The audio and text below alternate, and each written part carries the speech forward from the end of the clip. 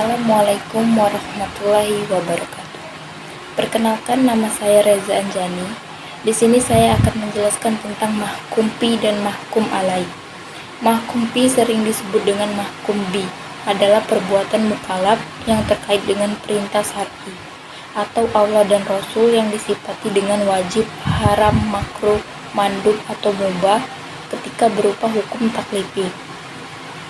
Adapun apabila berupa hukum wad'i, maka terkandung berupa perbuatan mukallaf seperti pada muamalah dan jinayat. Dan terkadang tidak berupa perbuatan mukallaf seperti menyaksikan bulan Ramadan yang oleh syar'i dijadikan sebab bagi wajibnya berpuasa. Dalam kajian usul fikih, yang dimaksud dengan mahkum pi adalah suatu perbuatan mukallaf yang berkaitan dengan hukum syar'i.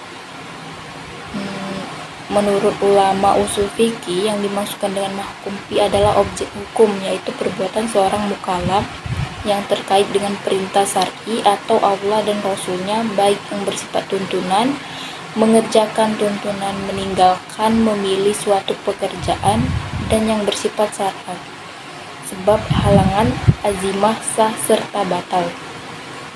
Yang dimaksud dengan mahkum pi seperti dijelaskan oleh Abdul Akrim Zaidan adalah perbuatan orang mukallaf yang berkaitan dengan hukum syar'a dalam pandangan Muhammad Abu Zahra bahwa esensi hukum pi itu adalah berkenaan dengan objek hukum yang berkaitan dengan perbuatan mukallaf, baik kaitannya dengan tuntunan untuk berbuat, meninggalkan larangan, maupun adanya pilihan. Secara tegas, Zahra menyebutkan bahwa mahkum pi berkaitan dengan realisasi atau implementasi dari hukum taklifi. Dengan kata lain, mahkum pi atau perbuatan hukum itu akan dapat dilihat realisasinya dalam 5 kategori ketentuan hukum syar'a, yaitu wajib, sunnah, haram, makruh, dan mubah. Adapun syarat-syarat mahkum pi, persyaratan bagi sahnya suatu perbuatan hukum, yaitu perbuatan itu diketahui secara sempurna dan rinci oleh orang mukallaf, sehingga dengan demikian suatu perintah misalnya dapat dilaksanakan secara lengkap seperti yang dikehendaki oleh Allah dan Rasulnya. Oleh karena itu, seperti yang dikemukakan oleh Abdul Wahab Halab, ayat-ayat Al-Quran yang diturunkan secara global baru wajib dilaksanakan setelah ada penjelasan dari Rasulnya. Misalnya ayat Al-Quran yang mewajibkan sholat secara global tanpa merinci syarat dan rukunnya, baru wajib dilaksanakan setelah ada penjelasan secara rinci dari Rasulullah. Mukallaf hendaklah mengetahui bahwa perbuatan itu berasal atau bersumber dari yang mempunyai otoritas memberi beban atau pihak yang wajib dipatuhi aturan-aturan yang dibuatnya.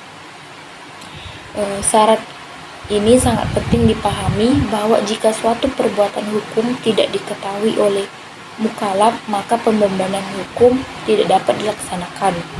Mengetahui perbuatan hukum tidak lain adalah karena dikaitkan dengan orang mukallaf seperti telah dewasa dan berakal, atau setelah mendapatkan keterangan dari orang yang mengerti, sehingga mukallaf dipandang telah memahami taklifi yang dibebankan atau dirinya serta ia dituntun melaksanakannya. Macam-macam mahkum pi itu ada ibadah, mandop atau murni seperti iman dan rukun iman yang 5. Yang kedua itu ibadah yang di dalamnya mengandung makna pemberian dan santunan seperti zakat fitrah, karena disyaratkan niat dalam zakat fitrah. Yang ketiga itu bantuan atau santunan yang mengandung makna ibadah seperti zakat yang dikeluarkan dari bumi. Yang keempat itu ada biaya atau santunan yang mengandung makna hukuman seperti kharaj atau pajak bumi yang dianggap sebagai hukuman bagi orang yang tidak ikut jihad. Adapun mahkum alai adalah seorang yang perbuatannya dikenai kitab Allah yang disebut mukallaf, atau kitab tuntunan Allah tersebut dapat berupa hukum taklifi maupun wad'i.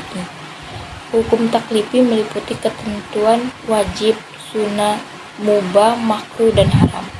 Sedangkan hukum wad'i meliputi ketentuan sebab, syarat, dan mani. Dalam definisi ini, mahkum alaihi hanya dipahami kepada orang saja, tidak termasuk di dalamnya badan hukum. Istilah mukallaf disebut juga mahkum alaihi atau subjek hukum. Mukallaf adalah orang yang telah dianggap mampu bertindak hukum, baik yang berhubungan dengan perintah Allah maupun dengan larangannya.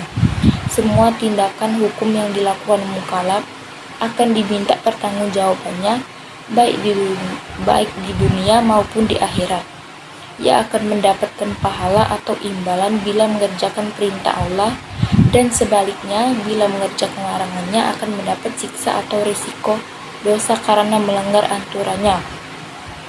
Ada juga syarat-syarat mahkum alaihi, itu bahwa orang mukallaf itu harus memiliki kesanggupan untuk memahami kitab Allah yang dibebankan atas dirinya.